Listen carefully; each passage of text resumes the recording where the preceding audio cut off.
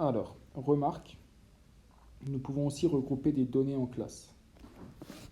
Donc, une classe, d'accord, c'est un intervalle entre deux valeurs. Par exemple, entre 150 cm et 159 cm. Ça forme une classe. Et l'amplitude d'une classe, c'est la différence entre la plus grande et la plus petite valeur de la classe. Par exemple, l'amplitude des classes pour les tailles en haut là, c'est à chaque fois 4 cm. D'accord? Parce qu'à chaque fois 159 moins 155 cm, c'est égal à 4 cm. 164 moins 160 cm, c'est égal à 4 cm. Et ainsi de suite. Donc ça, l'amplitude d'une classe. On pourrait dire la longueur de l'intervalle, d'accord? Donc, exemple 3. On demande à des élèves de 5e combien de SMS ils envoient par jour. On regroupe les données en classes d'amplitude 30. Donc, combien d'élèves envoient entre 0 et 30 SMS? Il y en a 2, d'accord?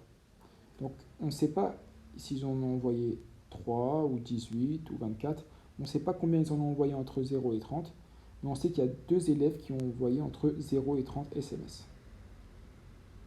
Entre 30 et 60, il y en a 6. Entre 60 et 99, il y en a 10. Entre 90 et 120, il y en a 5. Et entre 120 et 150, il y en a 1. D'accord? Donc, 6 élèves envoient entre 30 et 59 SMS. Donc, pourquoi il y a marqué 59 et pas 60? Parce que le signe là, on a n qui est supérieur ou égal à 30. Donc, par exemple, si un élève a envoyé 30 SMS, il sera dans cette classe-là. Par contre, si un élève a envoyé 60 SMS, il ne sera pas dans cette classe-là, parce que là, n doit être strictement plus petit que 60. N, c'est le nombre de messages. Donc, si un élève a envoyé 60 SMS, il ne sera pas dans cette classe-là, mais il sera dans cette classe-là. D'accord? Donc, il faut faire bien attention au symbole. Est-ce que c'est strictement inférieur ou est-ce que c'est inférieur ou égal? Donc, maintenant, une fois qu'on a recueilli les données, qu'on les a arrangées dans des tableaux organisés, on fait du traitement de données. Donc, traitement de données, la fréquence d'une valeur. La fréquence d'une valeur ou d'une classe est le quotient de son effectif par l'effectif total. Donc la fréquence d'une valeur, c'est l'effectif de la valeur divisé par l'effectif total. La fréquence d'une classe, c'est l'effectif de la classe divisé par l'effectif total. Donc la fréquence, c'est un outil très important, très élémentaire aussi, pour savoir si une valeur apparaît beaucoup ou peu dans une liste de données. D'accord?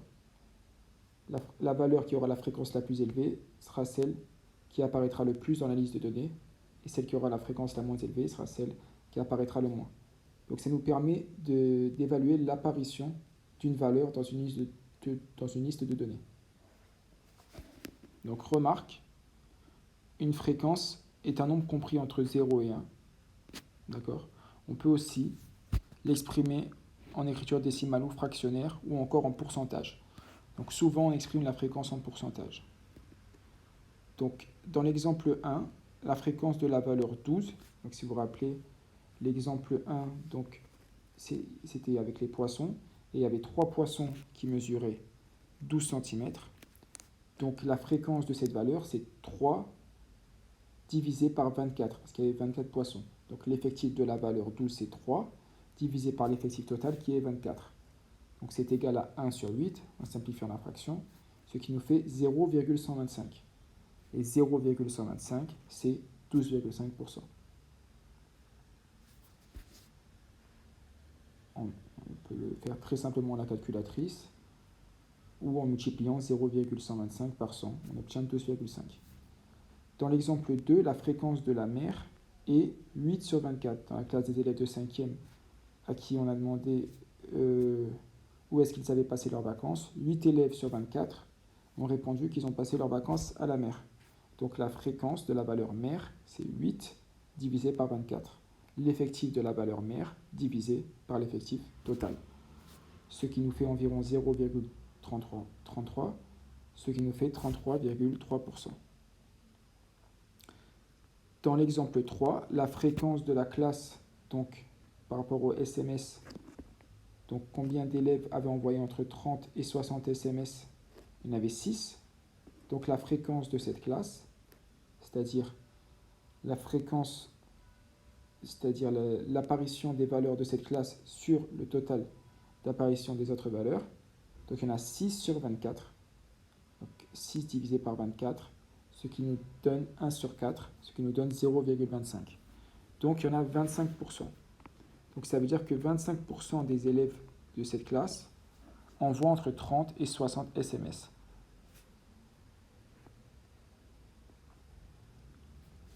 L'étendue. L'étendue est la différence entre la plus grande et la plus petite des données recueillies. Exemple, les notes obtenues d'une classe de 22 élèves lors d'une évaluation notée sur 20. Donc on a par exemple 15, 14, 14, 7, 14, 8, 2, 5 et ainsi de suite. La note la plus grande est 19, la note la plus petite est 2. Donc l'étendue est 19 moins 2 égale 17. Donc l'étendue, c'est un autre outil, on vient de voir la fréquence, qui nous permet d'évaluer l'apparition d'une valeur. L'étendue, ça nous permet d'évaluer l'écart entre la plus grande et la plus petite des valeurs, savoir si une liste de données est concentrée autour d'une valeur ou si elle est dispersée. D'accord ? Là, par exemple, c'est une liste de données qui est vraiment dispersée. D'accord ? Ça veut dire qu'il y a des élèves qui ont eu des très bonnes notes, des élèves qui ont eu des très mauvaises. D'accord ? Donc la moyenne maintenant. La moyenne d'une liste de données est une donnée qui représente cette liste. Elle la représente de manière à ce que si toutes les données de la liste étaient les mêmes, elle serait exactement cette moyenne. Exemple. Voici une liste de données qui représente les notes de 10 élèves à une évaluation évaluée sur 20. Donc, les notes sont 4, 20, 6, 18, 7, 17, 8, 16, 14, 10. La moyenne de cette liste de données est 12. En effet, car si tous les élèves avaient obtenu 12, le total des notes des élèves aurait été le même. Donc si on faisait 4 plus 20 plus 6 plus 18 plus 7 plus 17 plus 8 plus 16 plus 14 plus 10, on trouve 120. Et si chacun de ces élèves avait obtenu 12, donc on faisait 12 plus 12 plus 12 plus 12, ainsi de suite, on trouve aussi 120. Donc 12 est bien la moyenne des élèves de cette classe. Vous avez vu qu'on n'a pas calculé, d'accord? Juste on l'a vérifié. Donc remarque, maintenant, pour calculer la moyenne d'une liste de données, il suffit d'additionner toutes les données de la liste et de diviser cette somme par le nombre de données de la liste. Pour l'exemple précédent, on calcule la moyenne en effectuant le calcul suivant. On fait 4 plus 20 plus 6 plus 18 plus 7 plus 17 plus 8 plus 16 plus 14 plus 10 et le tout divisé par 10. Ce qui nous fait 120 divisé par 10, ce qui nous fait 12.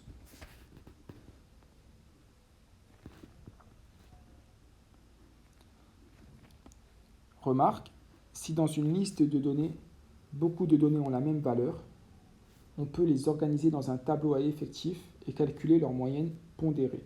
Donc pondérée, c'est justement ce qu'on vient de dire, c'est que certaines valeurs apparaissent plusieurs fois, donc elles ont un poids. D'accord ? Exemple. Les notes obtenues d'une classe de 15 élèves lors d'une évaluation notée sur 20. Donc 15, 14, 14, 15, 14, 10, 8, 15, 10, 10, 8, 15, 14, 8, 19. Donc, on organise ces données dans un tableau à effectifs. Donc, 3 élèves ont obtenu la note 8, 3 élèves ont obtenu la note 10, 4 élèves ont obtenu la note 14, et ainsi de suite. Donc, pour calculer la moyenne de cette classe, on aurait pu faire comme avant, additionner toutes les notes et faire 15 plus 14 plus 14 plus 15 plus 14 plus 10 plus 8 plus 15 plus 10 plus 10 plus 8 plus 15 plus 14 plus 8 plus 19 et le tout le diviser par l'effectif total qui est 15. Sinon, on fait les notes multipliées par leur effectif respectif et on divise par l'effectif total, ce qui est plus simple. On fait 8 fois 3, c'est-à-dire au lieu de faire 8 plus 8 plus 8, comme 8 apparaît 3 fois dans la liste, fait directement 8 fois 3, ensuite plus 10 fois 3, plus 14 fois 4, plus 15 fois 4, plus 19 fois 1, et tout ça, on va le diviser par 15. Ça va nous faire 189